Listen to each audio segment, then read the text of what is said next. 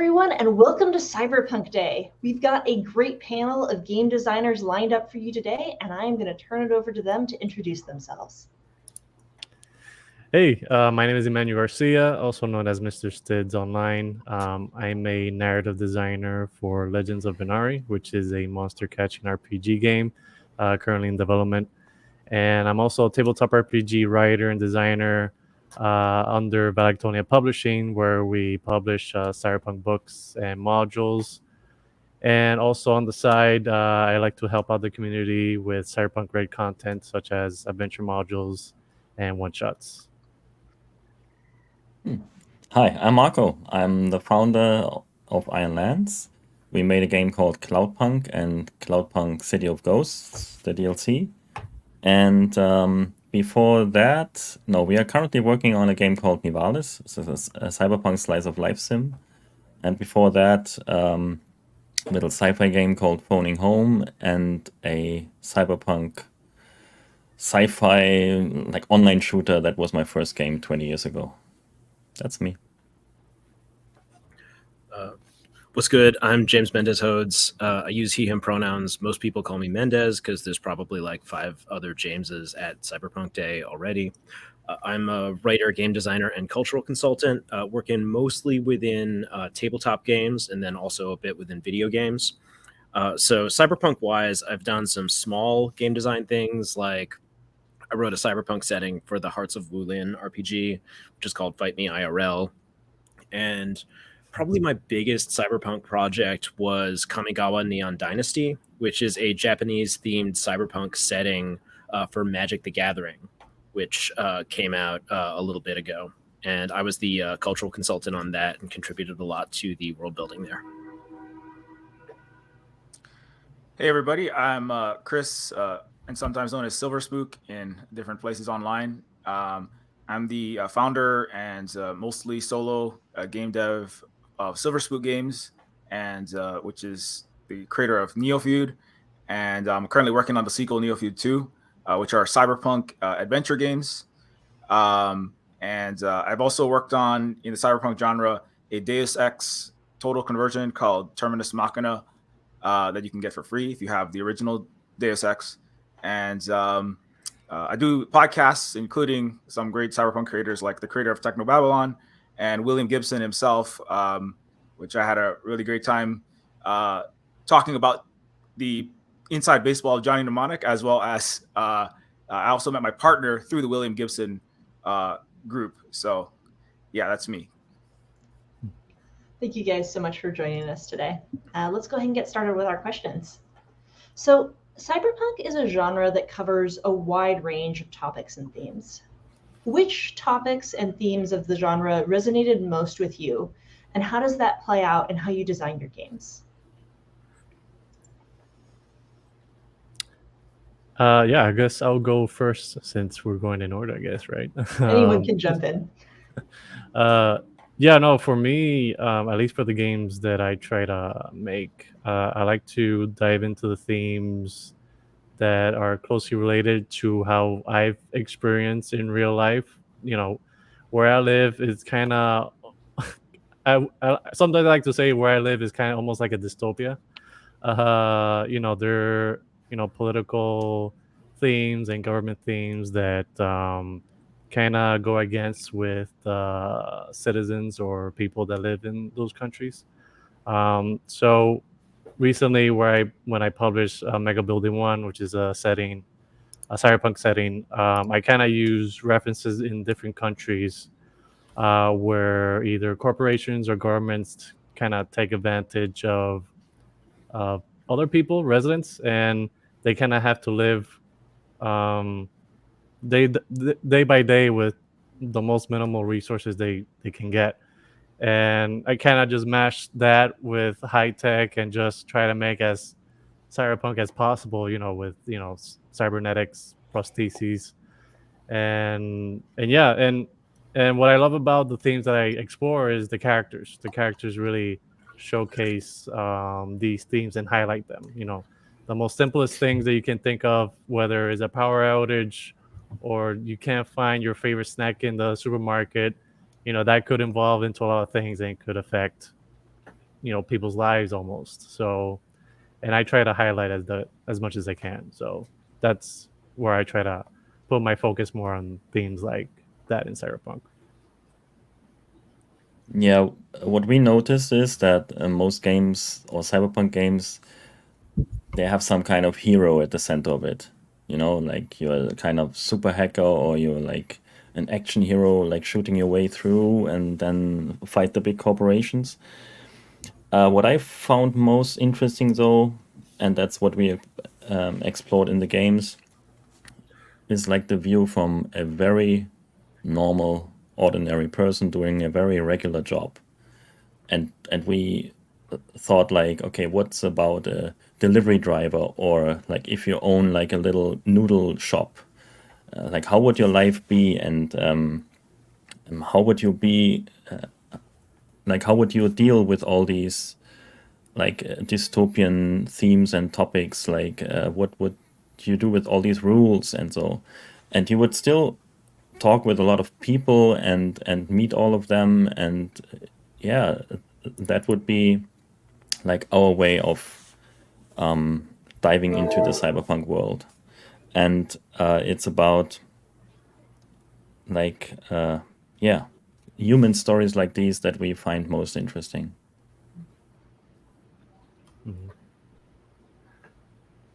I'm personally really interested in the way that technology creates and facilitates communities, and the kinds of culture clash and cultural exchange that can happen because of this, because of worldwide communication, and like rapid interaction and the development of social networks.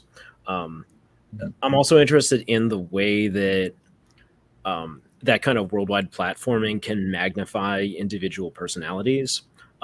So, someone with an idiosyncratic personality who before only had the power to annoy a very small group of people, now has the ability to annoy the entire world. And I think that it also gets harder and harder to turn off those people and tune them out, as easy as it might seem. So yeah, I'm interested in. Again, this goes back to what Emanuel was saying about characters being at the center of things. But yeah, the way that technology amplifies little foibles of personality and suddenly turns them into the entire world's problem. Mhm. Yeah, for me, it's I really love Cyberpunk for a long time. It's like I said, like a lot of my friends and social groups like come through Cyberpunk in a weird way. Another fact I should probably mention is I'm actually native Hawaiian from Hawaii, so that it's an interesting perspective. Kind of like living in a place that is actually thought of as one of the most beautiful places, but underneath it, it's very cyberpunk. It's actually the most, by a magnitude, the most expensive, the most economically unequal place in the entire United States. It's like literally multiple times worse than Washington D.C., which is worse than Manhattan and Los Angeles. It has one of the highest police murder rates, disproportionately of non-white people. It has the highest mass incarceration rate. Native Hawaiians have the shortest life expectancy, and so it is this kind of secret reality that is well papered over by giant mega corporations that make a lot of money. And so Neophyte, the game is very much like I came to Cyberpunk because I was like, Cyberpunk is a genre that isn't afraid to show Western liberal capitalist democracies, warts and all. Let's say, like, you actually get to see some homeless people, unlike in, let's say, sci-fi, space opera, fantasy, or mainstream fiction. Cyberpunk is a little more honest with things. And I was like, that was what drew me to it to begin with. And so with Neophyte, I try to focus on, that as a kind of Marko was saying, what is life actually like when you're not, the leading action hero.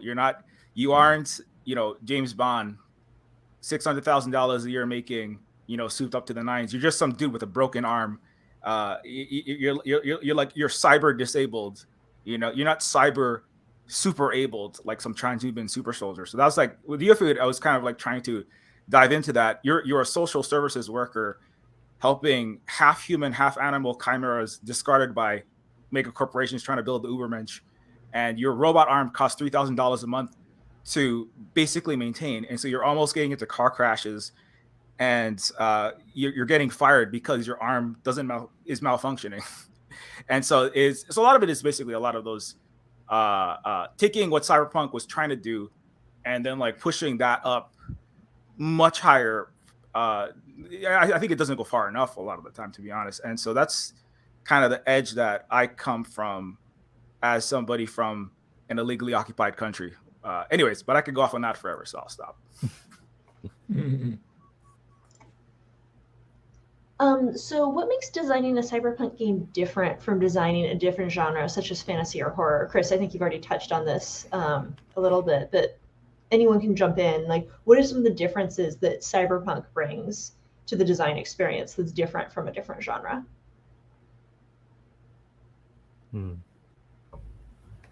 I guess one thing that comes to mind for me is the audience having certain kinds of aesthetic expectations. So this comes up especially in my work as a cultural consultant. If for those of you who haven't heard of that before, a cultural consultant helps other creatives represent diverse and marginalized identities in an authentic and uplifting way. This is a fancy way of saying that people hire me to tell them that they are racist. So within that job, this often comes up in terms of like people who've been playing Shadowrun, people who've been playing certain like really established cyberpunk properties, or have been watching, Ghost in the Shell for 5 shows, that kind of thing, often come to the table and with expectations about like there's going to be this much guns, chrome, neon, sordid sex, and like cultural appropriation. And they're coming in like assuming that is the baseline. So a lot of the game design that I end up doing or commenting on ends up like directly responding to like a lot of genre specific like conventional understandings that people go in assuming is the default. This is true of every genre that could be called a genre. I think it might be a defining element of like the term genre, but the expectations I have to deal with in cyberpunk are often very different. Even if I want to like ignore those themes, I end up having to speak to them anyway. Mm-hmm. Yeah, I would say in terms of general gameplay, there's not much difference between designing a fantasy game, horror game, and cyberpunk game. In the end, it still has to be a good game with fun game mechanics, with a fun and engaging storyline, and nice visuals. What we did differently in Cloudpunk is, which also turned out very, very difficult later on, is we came up with the visual style first. Yeah, so we had that was fixed and it looked nice and great, and we had it on Twitter and everything, and then we needed to just find the right gameplay for it. That's usually not how you go about game design, but that's just how we roll. And then it was a tough time, a long pre-production time, where we found the right gameplay for it. So we went through all different kinds of things. We even tried something with combat and stuff like that, and it just didn't work out. We wanted no superhero. We wanted to just a regular guy who is doing like her normal delivery job and faces a lot of different people, and therefore is pulled into a larger storyline of like crime syndicates and all that stuff. And but she's just a very normal girl who just came to the city, and so that was our challenge, to find the right gameplay for the visuals that of course have, like as James was saying, they have to be in a certain style for it to be a believable cyberpunk world. Mm-hmm. One thing that I kind of focus on a lot, which I try to do on my day job as well, which is the narrative design aspects of video games. Most of the time, fantasy games or other maybe horror games leading to player characters that end up killing hundreds and hundreds of enemies. And most of the time, characters are not designed in that way. So, like, for example, one game in specific that's just say fantasy, medieval fantasy, and they're just trying to save the princess or whatever. Usually, those characters are wholeheartedly, uh, empathetic, and they try to look out for the community and whatever. And then the game ends up teaching the player, okay, here's how to swing a sword, here's how to shoot your crossbow, and this and that, and that doesn't really align much with the narrative design aspects. But in Cyberpunk, for example, mostly in these worlds, everybody has either a gun or something to protect themselves, either from corporations or police or gangs or whatever. And it kind of makes sense to give the player, oh, here's a handgun in case you need it. And some games like maybe RPGs, actually the most of the Cyberpunk games I played are like RPGs. So you get to decide whether you want to shoot the gun or not, or you want to sneak by enemy base or something like Deus Ex or other Cyberpunk games. And I feel like the narrative design aspects for Cyberpunk is kind of in line with what we see today with the gameplay. And that's how I kind of differ from different genres and that sort of thing. Also, the player characters. There's a lot of tropes in fantasy that doesn't really align with Cyberpunk, but I guess that's like another discussion. But that's how I visualize. I guess, yeah, for me, I'll try to keep it brief, but I think with Cyberpunk games, it's kind of weird for me because, like I said, a lot of my life is like wrapped up in a lot of Cyberpunk and the including the political aspects that I see of them. But I think that it's interesting because like the word Cyberpunk itself basically, it was Bruce Bethke, if I'm not mistaken, coined that term in a short story, basically taking techno futurism that sounded hot and punk, this youth rebellious genre of music that I think Bruce didn't really understand fully, and he just slapped it together and called it Cyberpunk. And Gibson, of course, with Neuromancer and Burning Chrome, and the Sprawl trilogy, and the Peripheral, which is coming out tomorrow, actually, kind of like launched his most recent work. Kind of like launched this the Cyberpunk, like Night City and New Yen are just straight lifted into Cyberpunk 2077 from the Sprawl trilogy. And so it's kind of it's a weird genre where it's very much like kind of based off a subset of dystopian science fiction. And so to make a cyberpunk work meant something different in 1985, 1995. And today it basically means Keanu Reeves with a robot arm doing action movie stuff. I mean, that's kind of what it looks like to me when I look at it now. So I can't exactly say what is and isn't cyberpunk. I spent a lot of my time like kind of like doing cultural criticism analysis of it. And but I think that like, I find it interesting. I don't know. Sometimes I kind of use it as a way to start conversations. It's like I say this is cyberpunk, and people say, "Well, Neophyte, it doesn't start with there's no cotton candy Tokyo skyline looking thing, and people getting shot every 5 seconds. So that's not cyberpunk." And I say, "Well, what is cyberpunk?" And so I'm purposely giving a very vague answer right now, and that's the end.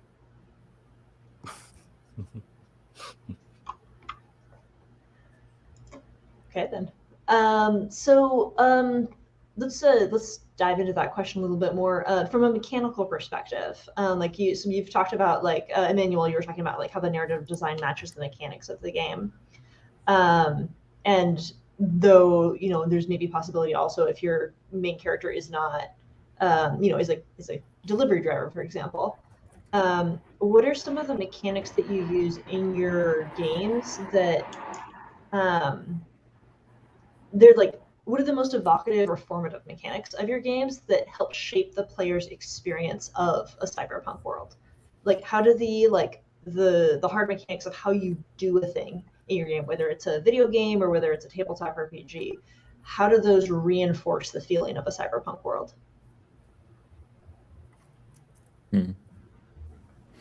Okay, can I start?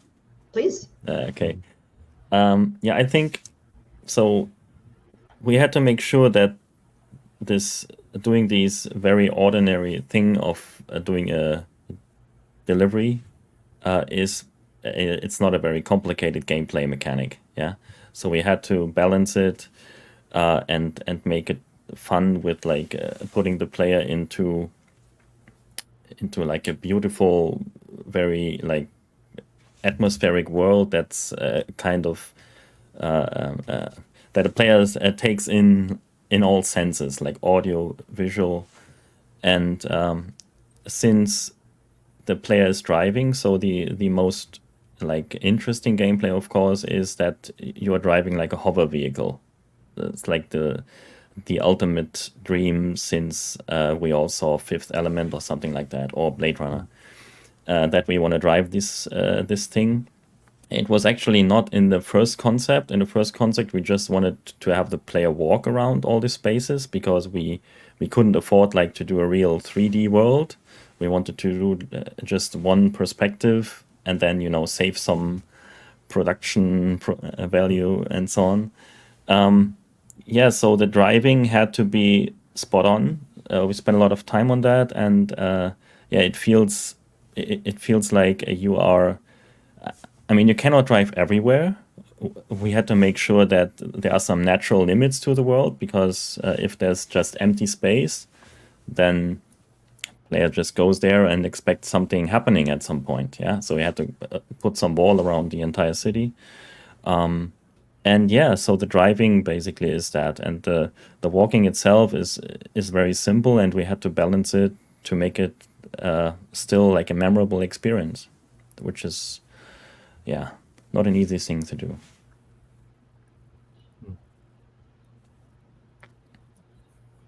You guys definitely did a great job. So, especially the experience and everything. So, you do feel like you're in a cyberpunk world, definitely.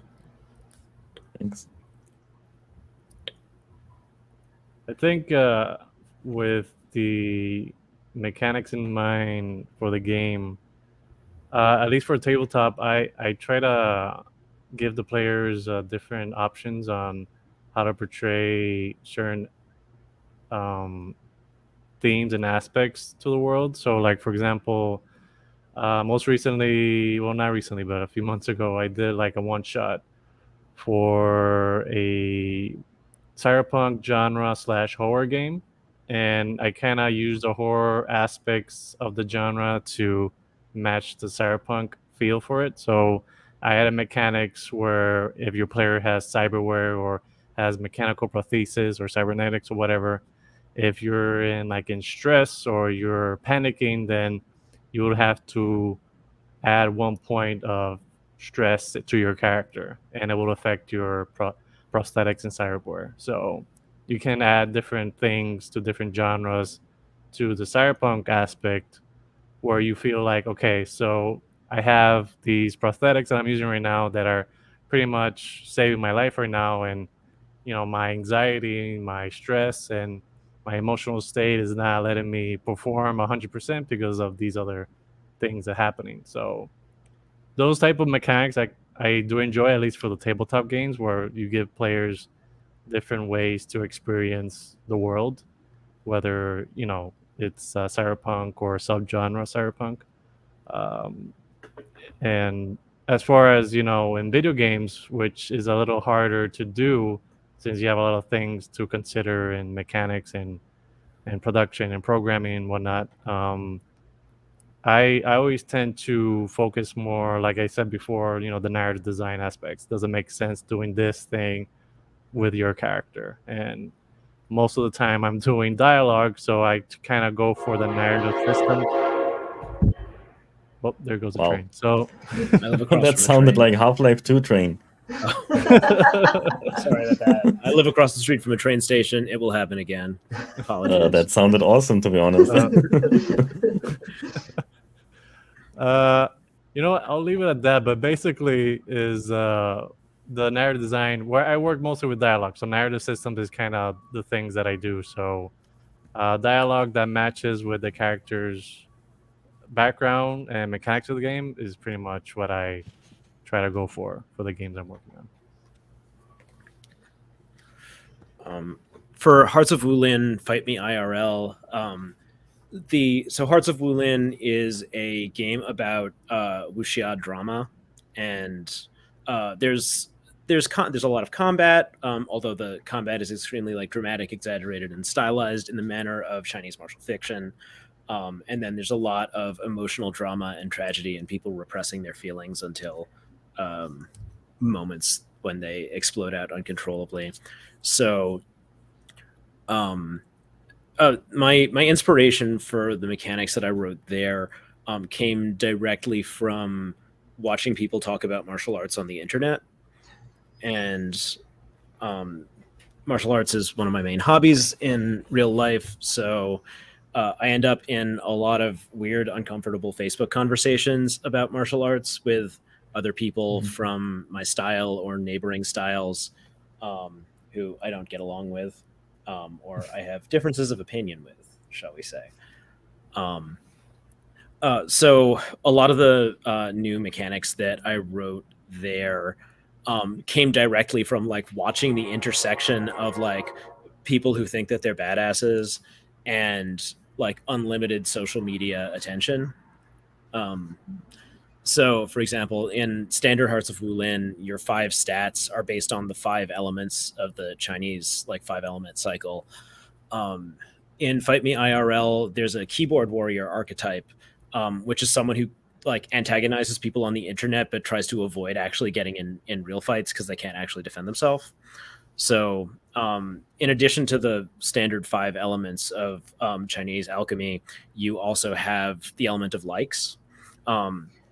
So this particular character type has so much of an online following that they're actually able to leverage the following to do stuff and get stuff done instead of actually having to like do it themselves by spending down the social capital that they've acquired from other people. As one example, I also wrote a move for cultural exchange and a move to like mediate the way that culture gets borrowed and the line between positive cultural exchange and harmful cultural appropriation. So in that case, a character who takes advantage of that rule still might roll like you might with any other like task or conflict in a role-playing game to see whether they successfully adopt someone else's culture, but they have to answer the question, have I avoided aggravating or taking advantage of power or privilege I hold over that culture? Am I crediting, centering, and or remunerating the expression's culture of origin? And am I actually any good at this? So you roll, and doing everything right doesn't necessarily mean everything's going to go well. And sometimes you haven't done any of those things and you roll really well anyway, and then you get to be Elvis. No, Elvis wasn't a total disaster. It's a complicated situation. But yeah, all of this is just inspired by like watching people do this on the internet right now, and just like seeing how that shakes out.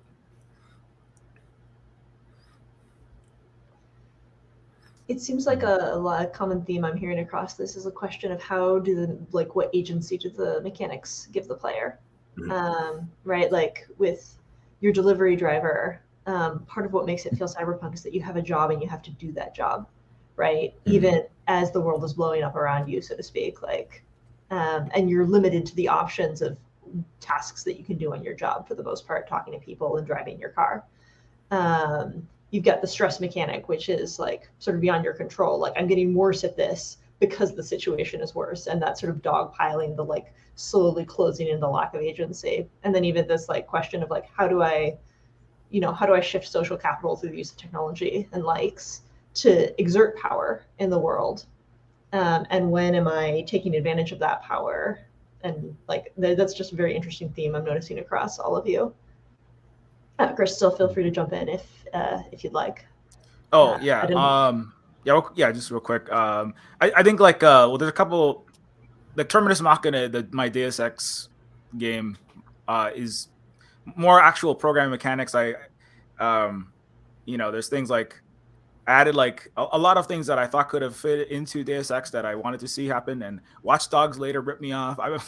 And then Deus Ex: Mankind Divided made a game that was all themed in red like my game. No, I'm kidding. But no, it's basically like I added like CCTV surveillance everywhere, the ability to like steal faces, like in Minority Report from the remake, and like basically put faces on yourself. The main character is he's been a socialist hacktivist, revolutionary channel jailbreak iPhone factory worker slaves out of San Francisco, circa 2027, basically. And so if he goes anywhere on the street in San Francisco, he will be drone bombed for basically being a leftist and trying to, do anything left of the Democratic Party, basically. And he cannot show his face anywhere. And so one of the main mechanics was, trying to literally survive. You start out starving. Like you have to choose between very difficult options, like killing a cat to eat food. I noticed people do a lot of shooting of thousands of human beings in games and stabbing and sword slashing. But then when everybody got really upset that they have to kill a cat to live, and I found that very interesting. You don't have to actually though. You could do sex work to survive. You could just starve to death. You can fight over take food from marginalized people and resources from them to survive. You yourself already being deeply marginalized as a wannabe. So that like the desperation, I felt like you could go a lot harder. And that was a lot of Terminus Machina is and trying to recharge your solar coat so that you have enough electricity. But if you post anything on Twitter or Facebook, you being somebody who actually are trying to do something punk, you just get robot police show up and haul you off to, one of the many for-profit prisons, or you just get drone striked. So that was the amping the desperation up a lot higher. Like let's actually take this and like let's take it to what happens to the U.S. when the global colonial structures completely collapse and every person for themselves. And it's like, what does it look like when it looks like Iraq inside of, or Afghanistan inside the first world countries? And so that was Terminus Machina. Neofeud was, I kind of went the opposite way. I want to have very little shooting. And that's why I chose to do point and click adventure game for that one, because point and click adventure games, they center puzzle solving, and a lot of it's very comedic, really. It's like Moon Logic. If anybody knows LucasArts and Monkey Island's games, the Sierra games in the 90s, they're more about storytelling, and it's less about combat. It's less about how many, what is your skill in rifle, plus how many retractable, how good are you at using a retractable 50 caliber arm gun, and how many bullets per second can you shoot compared to how fast that street samurai can shoot his Uzi. It's not about that. It's about like, isn't it funny when I put a chicken with a pulley in the middle? So the main character's like, isn't it funny when my retractable cyber arm doesn't even have Wolverine blades and cool stuff, right? It doesn't have Mantis blades. All it has is a letter opener that doesn't come out properly. And and so he's like trying to, try to make his arm not get him killed in the middle of trying to pay his rent for a 10 by 10 cardboard box. Right. And so a lot of it's about the comedy and then the character and him using his power, what little power he has. Right. Everyone's stomping on each other in the neo-feudal, oligarchic, hyper-capitalist hellscape. Like he has some government power, and you can choose to basically use the police to get somebody killed, so that you can get because you need your consciousness card that proves you're a human. That you have sentience, right? So I'm playing with a lot of those topics, and so the puzzle is either it's comedic or it's deeply dark. It's like, how do I use my office or my proximity to the racist system, the capitalist system, to push other people around? I can choose to get this family's child taken with a CPS investigation because they're marginalized and benefit myself and save my family. Or I can throw them under the bus, but then my children starve. So it's that was a very real specific situation. But I wanted to remove all the combat from that one because, and I apologize, this is not a short answer. I wanted to remove all the combat because I wanted each death to be incredibly important and serious, and then with lots of comedy to live in it. And that was kind of the way I approached those two games. I mean, I think that spills pretty directly into our next question, which is that Cyberpunk deals with these themes, like you're saying, of late stage capitalism, out of control corporate powers, and militarized police forces. It's a world that's short on options for sort of your everyday man, your everyday person, rather. How do you give your players agency in this world? Like, how basically we've talked about all these ways that like people are limited in their ability to approach the world. What are ways that you choose to like empower or disempower your players in this cyberpunk world without like, how do you still make it fun?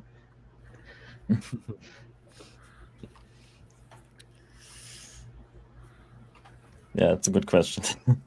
Yeah, we don't really give player a lot of power. So we want you to experience what it is like to be in this situation. Like that's part of the experience.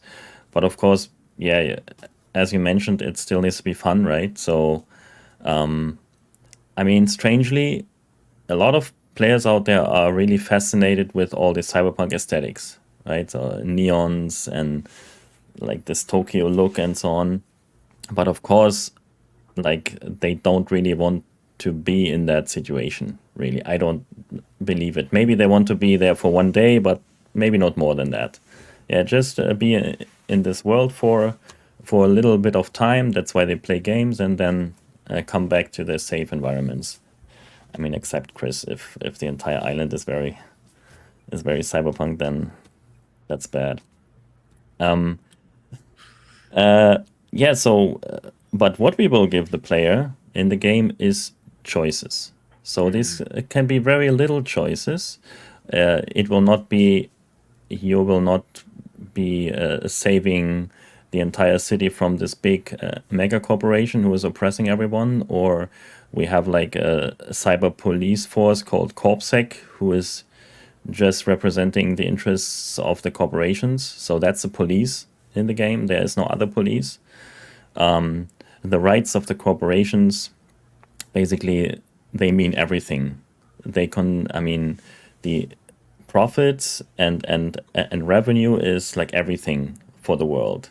And if something is stopping this revenue stream for whatever reason, then a CorpSec jumps in and makes sure that doesn't happen.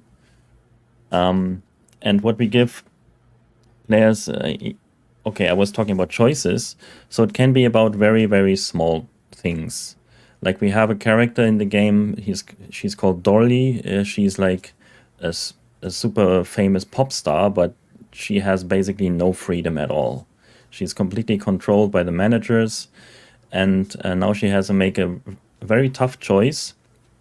I don't want to spoil it, but in the end, you can make that choice for her because she's driving with you, and she's telling you because she's absolutely she has no idea what she wants to do, so you can do the choice for her. You can drive her to this one spot A or the second spot, and then you made the choice for her, and she can live her life, her new life. So things like that. That's how we give the player agency and a little bit of power, but in the end, that's not a whole lot. Yeah, I agree that the feeling of choice in whatever way that manifests for the character is really, really important. One thing we often see in a lot of cyberpunk settings is that in universe, people are given the illusion of meaningful choice.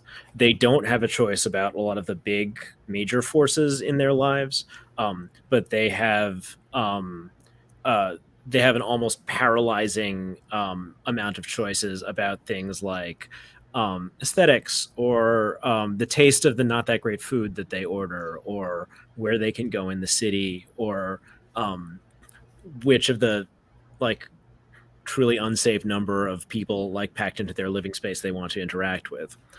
So I think in a lot of cyberpunk narratives,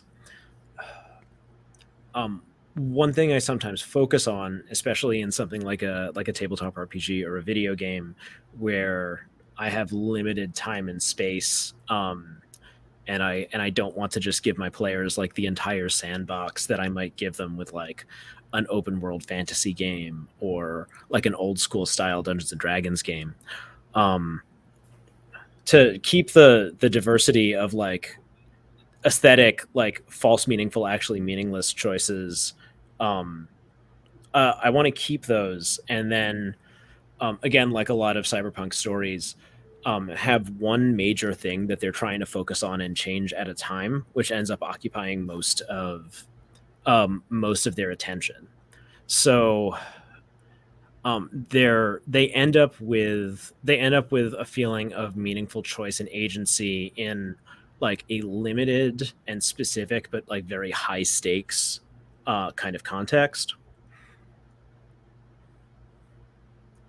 Yeah, it's still limited. Like every genre is going to come with like certain kinds of limitations on what players can and can't do, and the extent to which they can push against like the structures that support the genre itself. But a lot of cyberpunk stories that have been meaningful to me have placed individuals in a situation where like they're not in a position to take down the entire system, but if they push hard enough, they can do one really meaningful thing. Mm-hmm. Yeah, I would have to agree with Marko and James. I think the power of choice is very powerful in terms of game mechanics because, you know, there's so many things you can do with that just simple mechanic with just choice. You either use it in a dialogue system or you use it as a way of transportation. You want to go to point A or you want to go point B. What would happen if you go to point A and point B something happens? And the reason being, I think, is because Cyberpunk tends to cater to players that are more interested in stories in this world rather than action and the gameplay of it. And I try to go for that with the tabletop games as well. And players tend to enjoy other characters' backstories than killing other gang members or characters, and they do that because they want to know more about the world or about the characters' backstories. And I think if you make your game, whether tabletop or in video games, that choices make a big impact either to your player character or to the NPCs, then I think players will come back the next day and ask themselves like, oh, what would happen if I do this to this character or that character? And yeah, I think choice is a very powerful thing in games. And I think the other thing, just to deviate a little bit in that subject, is I guess the way you portray your character, which I guess is not really a mechanic, but it's another way to showcase how you can be in this world, in this cyberpunk world. So having that flexibility where you can portray your character however you want it to be, and then showcase the themes that or the topics that you want to talk about in this world will make a big difference in the player experience. I know everybody wants to shoot things and slice things up, and those are always cool and doing, but I don't think is the main drive that a lot of players that are involved in cyberpunk genre are interested in, and that's why I like cyberpunk. That's how I perceive cyberpunk, that the stories, the narratives, and the characters. Yeah, I agree with what Emanuel and James and Mark, what everybody has said about the ability to alter or at least make some kind of impact on this very prison like world, even open air future prison sort of world, where you have very limited options in terms of your if you're playing not like an executive, you're going to be limited, literally incarcerated in parts of my games, and trying to break out. And so, but it's always like the punk aspect of the cyberpunk, which I like to emphasize, I put capital PUNK, is that you still have the ability, despite the incredible oppression, to try to resist that and resist that world in whatever small way that you can. And so, like in Neophyte, you don't have a lot of options, but you do have some ability to weaponize or not weaponize what level of power you have. You can do some good, and my game specifically, as in a puzzle adventure game, is much more there's a little more illusion of choice. I mean, you're going to get through the game basically. There's going to be the ending. I don't have like 25 different endings, and it's very, very much the opposite of open world. But there's characters like there's the hippie Terminator. He's like he got his leg shot off during the second Dresden fire bombing when he was sent by the U.S. to put down leftist uprisings in Germany, and he got his motherboard cooked by depleted uranium rounds. So it's kind of like you're talking to this. It's very much flipping all of the cyberpunk tropes on their head. The anti-war peacenik Terminator that just wants to, saying war, what is it good for, and chill out. But he's too busy like waiting in a line with tens of thousands of other Terminators at the VA that doesn't want to give him any healthcare. So it's kind of like, so just trying to as I think, people have said, like the interaction, Emanuel, with the character, as you said, interaction with the characters and their storylines and their backstories is a major driving force for a lot of my games. I even tell people, like, if you're not the best at puzzle games, just look at the walkthrough. That's not the main thing. Is it is very much about the characters and the story and the world, and so that keeps the interest, so that people are not just depressed, because I have very serious themes in my games, and part of that is the comedy. I try to. My take is a lot of cyberpunk could use more comedy. I actually believe a lot of Gibson's original work is much more comedic than people realize. There's a 6 foot tall, 600-pound meatball wearing a Karate Kid bandana, right? He punches holes through wall. It's a joke. I mean, come on, people. You're taking it too seriously, I think, some people. And I get that. It's cyberpunk is very 80s. It's very action movie, pizza party vibe to it, but it's also like that's the comedy is some of the comedy and the satire that comes with that was some of my favorite stuff about that. It's what I try to bring to the table with, especially with Neophyte. And there's the hippie Terminator. There's the washed up influencer billionaire princess who's just like ordering people's heads to get cut off. Like some war criminal in the G7 that never goes to prison, and she's just like, I just want a sharing economy.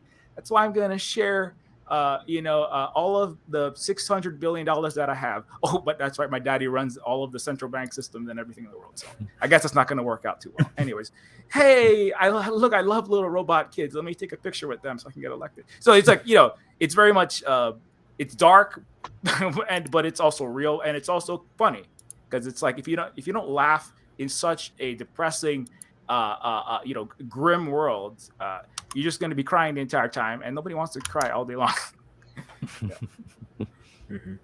Yeah, it sounds like what I'm common thread in addition to choice is what makes it fun. I'm hearing that element of discovery, just to even learn about the world is part of where the fun comes from. Like this sort of like unfolding world, and then it sounds like relationship often is one of the things that people are looking for. Is they're telling their stories, like the relationship of the characters, the relationship of the character to the world. It seems to be like spaces where the fun of playing a game comes in, even in this, sometimes serious, sometimes very dark world that the players are exploring. When you all set out to create these games, what were you hoping for? And then especially, what was the moment or a moment that you knew you'd succeeded with the game that you created?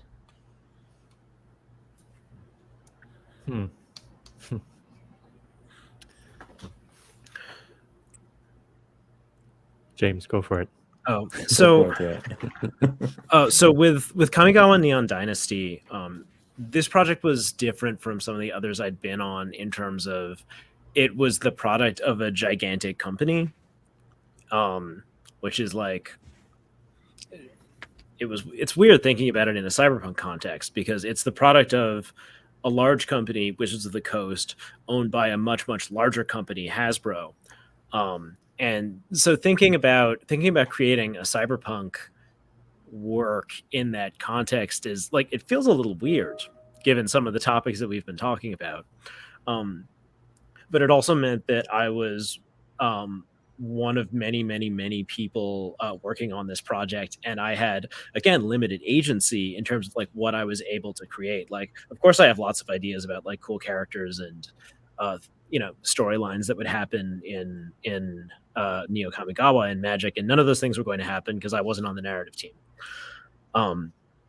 So it was weirdly topical in some ways, but like, again, ultimately like a really good and really validating experience, in particular because the moments that felt best were like moments when I feel like there had been things that I'd said when we were originally concepting the world and originally concepting what was going to happen with it, and like what kind of aesthetics and what things would be represented in there.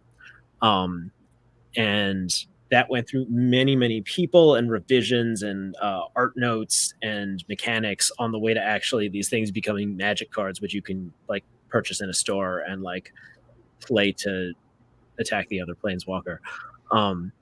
And the moments that I think felt like when it felt most real are when I was looking through the final set of cards, like almost none of which I'd actually concepted myself. And I saw things where I was like, I didn't make this up, but if you'd given me the chance, like if you'd given me the opportunity to make like a cyberpunk DJ who spins records using giant cybernetic arms, why are their regular arms not good enough to spin records? I don't know. You don't have to answer these questions because like sometimes cyberpunk arms are just cool. So it was moments like that when I saw like someone else take something, a theme or like a sentence that I'd said years beforehand, and like make them into something that wasn't my idea, but like which I really wish had been. That was the most satisfying feeling, and I think that's one of the most satisfying elements of working on participatory media such as video games and role-playing games. Seeing someone else like remix your stuff in a cool way that you like. Mm-hmm. Yeah, I gotta go with that line as well, because a lot of things in tabletop, a lot of people use and just make whatever they want with that. It doesn't have to be set in stone. It's just something that players get inspired by, and they just go like, "Oh, what if I do this?" And sorry about that. And I think that with that, it's just a great feeling in itself. Like people using your stuff to create their own things. I think it's pretty amazing. And for us, or at least for me, I tend to have imposter syndrome a lot, and that doesn't really help either. So I try to put my expectations pretty low, and as long as I get a comment saying, "Hey, good job," then I'm fine with that. So, and at least someone is enjoying, some part of the game that I did, or what we did.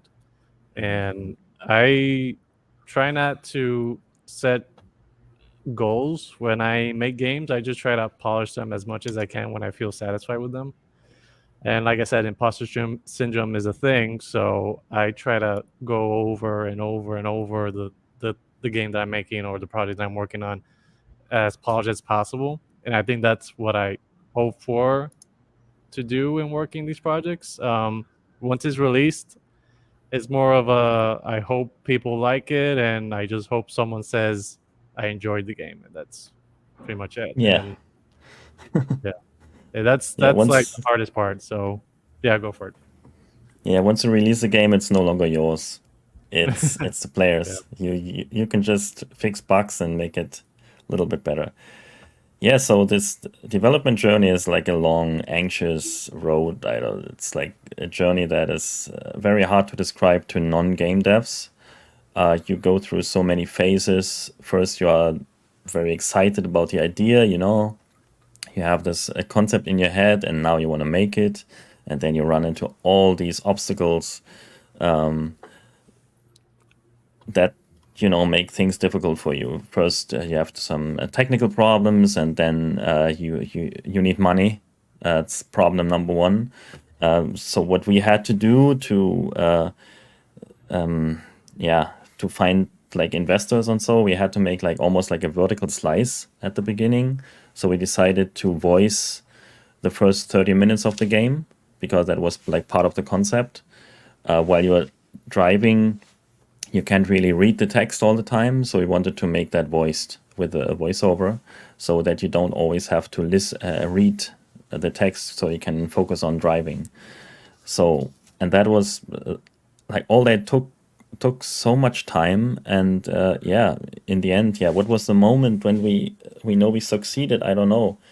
You have this so when we made that, it felt really good. We knew how it would feel like in the end with the voiceover and stuff. But it so from then on it fell into place. It still took, I don't know, over a year and some change. But yeah, so I don't know when we succeeded. So even the day on launch day, I was so anxious. I remember the night I was reading to my then 3-year-old son a story. And I had this weird feeling that it didn't work again this time. I don't know why, because there were first bugs reports coming in, and then I was sitting there and I almost like had a panic attack because, is it happening again? Am I producing something that's very buggy and players cannot enjoy it? That's like the worst feeling. But yeah, then I just focused on that, focused just on the bug fixes, didn't look on sales, didn't read reviews, just focus on the bugs for a week and even more, and then afterwards I started looking at the numbers. So that's what helped me. So that was the moment then after a week or so when I knew, okay, I can relax a little bit more. It kind of worked. Yeah, I just want to say, Cloudbunk, 10,000 plus people have mostly positive reviews on Steam, and that's I totally feel that where you're like, have I wasted the last years of my life making this thing? It's a nerve-wracking thing for game developers, certainly. And but Cloudpunk, I'm glad that it exists because it's a game that does, it kind of widens the scope of the genre, the driving. Another game like that, like there's VA-11 Hall-A or Valhalla. It's like that was great.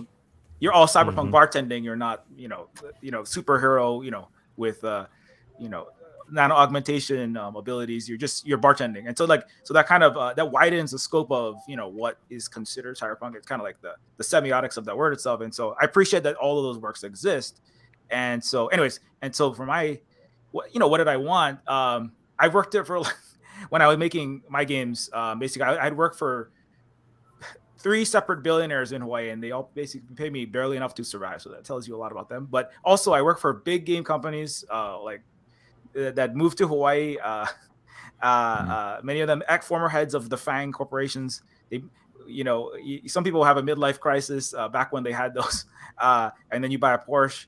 And but when multi-billionaires have a midlife crisis in Silicon Valley, they move to Hawaii and start an indie game company and have a never-ending frat party with a bunch of teenagers and 20-somethings. And I happen to be one of them. Anyways, so I work for very big companies, the government and nonprofits. And I have a computer science degree. I spent a lot of time. I've also taught underserved, underprivileged, youth in Hawaii. Again, one of the most unequal places, the most unequal place really in the United States. And so those experiences were like I wasn't able to actually design a game in the large companies, the giant dystopian mega corporations that just wanted to pump out another Flappy Bird clone or just make another. Make a better microtransaction in this giant AAA, whatever it is. We don't really care. You're just a cog of thousands of cogs in this game development machine. And one of my most impactful creative decisions ever, up until that point was, should the Suicide Jack in like Texas Hold'em Poker in your Microsoft accessories folder, should the Suicide Jack have the knife on this side or this side of the head? And it's like, what impact is that going to have on the world? I'm a native Hawaiian person, have all these stories I want to tell, having existed in this reality, having witnessed all of these things, having lived and grown up in the ghettos that you never see in the tour buses, that with the fake Hawaiian woman on them driving you to your Marriott's or your Hyatt hotel. And I want to tell the actual story someday. And so that's what, when I made Neofeud, I was like, I can't, I want to tell at least some of this story, at least through the lens of Cyberpunk, that is more honest about the moment in which the creator is creating. I mean, to paraphrase both Ursula Le Guin and William Gibson, I wanted to tell a story in the science fictional future, right? And so Neofeud was like, I'm just going to start my own game company, because nobody at these big game companies is going to let me tell this story. I actually got rejected by multiple publishers, so that was a lot of fun. Because they basically said, you have to remove all the political stuff from your game, or we're not going to publish it. So I said, well, I'm going to make my own game publishing entity, and I'm going to do all the marketing myself, because that was the only way I could do it. And so, so the goal, I mean, and I said, I'm going to put this game out there, and if 30 years from now, I'm a 50-year-old high frequency trading Goldman Sachs algorithm programmer, right? Just making economies scream in Africa and South and Central America from Wall Street, which is what I might have done, because I have a computer science degree, right? And you're either going to be programming drones, or you're going to be, programming weapons of mass financial destruction as some mega financial corporate firm. And I said, I don't want to be a 50-year-old who said, what might have happened if I actually made a game that was telling a story worth hearing, right? I didn't want to be like a soulless person spending $400 every night on dinner, but just being sad and broken inside. And so that was what Neofeud was. It said, if this sells 10 copies, or if it sells 10 million copies, either way, I will have known at least I tried to do something in that. I used that degree for something good that I got in computer science. And so, anyway, that's a big, lots of stuff I just said there. But so the fact that at least 50,000, or I said 10,000 plus people, we're not VA-11 Hall-A level of indie success, but at least people are still apparently playing it and have said nice things about it. So every little bit is hugely appreciated, and makes all the blood, sweat, and tears working on the game worth it. Mm-hmm. Absolutely. Yeah. We are out of time for today. Thank you, panelists, so much for joining us today and for sharing all your thoughts. Real fast, let's go around and do a quick run of shout out. So where can people find you? Where can they find your work? So my Twitter handle is on the screen at Mr. Stidz. You can find me on Twitter. I'm also at Patreon, YouTube. I'm mostly hovering around Twitter, but lately I've been slacking off on that, but don't worry. I have more projects coming up, but yeah, that's pretty much. You can find me at Twitter or LinkedIn as Emanuel Garcia. Marko? Oh yeah, you can find our games on Steam. Just search them there, and then you find them. And on Twitter, I'm also at Ironlands. There you can have a chat with me. I'm James Mendez Hodes. You can find me on the internet at jamesmendezhodes.com or on Twitter at LulaVampiro. A couple of games that I did significant design work on are coming out soon. There's Thousand Arrows. Well, okay, I guess I designed that whole game, which is a game about the Japanese Warring States period, set in about 1580 CE in Japan. So that's available for pre-order now. And another game that I designed, also completely unrelated to Cyberpunk, is the Avatar Legends RPG, the tabletop role-playing game about Avatar The Last Airbender and The Legend of Korra. And you can also pre-order that, so please get those. So you can find me Silver Spook on all the social media sites. Silver Spook. I have two separate sites, separate names on Twitter. Silver Spook Games minus the E in Silver is the games related stuff, and then I have Silver Spook Guys, more my personal takes on things. And Silver Spook Games. Neofeud is of course the one major game that we have out, and I'm currently trying to finish the sequel in 2022, if humanly possible. And I'm Rachel Beck. You can find me on Twitter at Rachel the Beck. or you can read my books, the Glitchlug series, which is a cyberpunk book series on Amazon, or you can visit my website, glitchlugs.com. Thanks so much for joining us on Cyberpunk Day. Bye. Thank you, guys. Bye. Thank you.